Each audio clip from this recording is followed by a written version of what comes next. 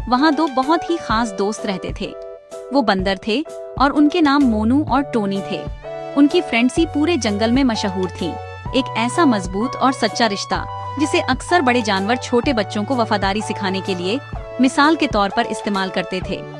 मोनू अपनी तेज अक्ल और चंचल स्वभाव के साथ हमेशा सबसे ऊंचे पेड़ों पर चढ़ने वाला पहला बंदर होता था।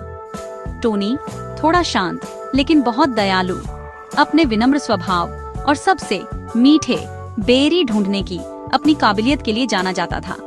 एक साथ वे एक अटूट जोड़ी थे। उनकी हंसी सुबह से शाम तक जंगल में गूंजती रहती थी।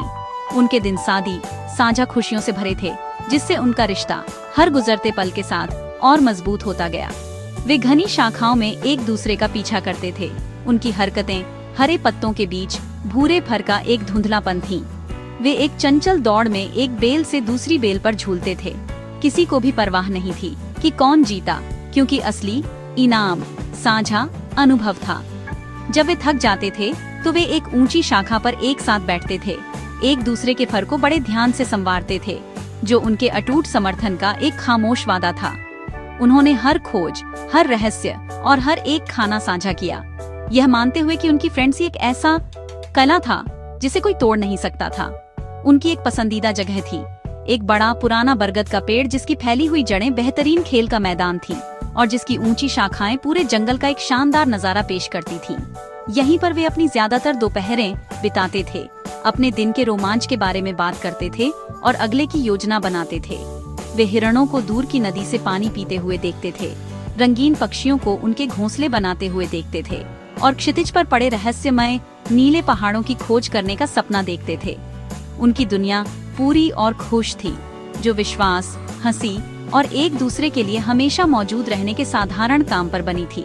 चाहे कुछ भी हो, जंगल में हर कोई उनकी तारीफ करता था।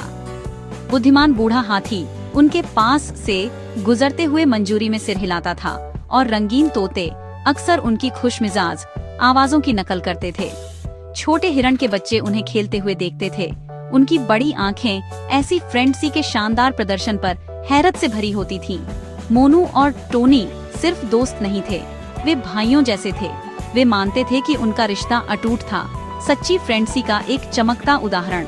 उन्होंने हर छोटी चुनौती का एक साथ सामना किया, एक चिड़चिड़े बूढ़े भालू को मात देने से लेकर सबसे रसीले आम ढूंढने तक हमेशा विजयी होकर निकलते थे, क्योंकि वे एक दूसरे का साथ देते थे।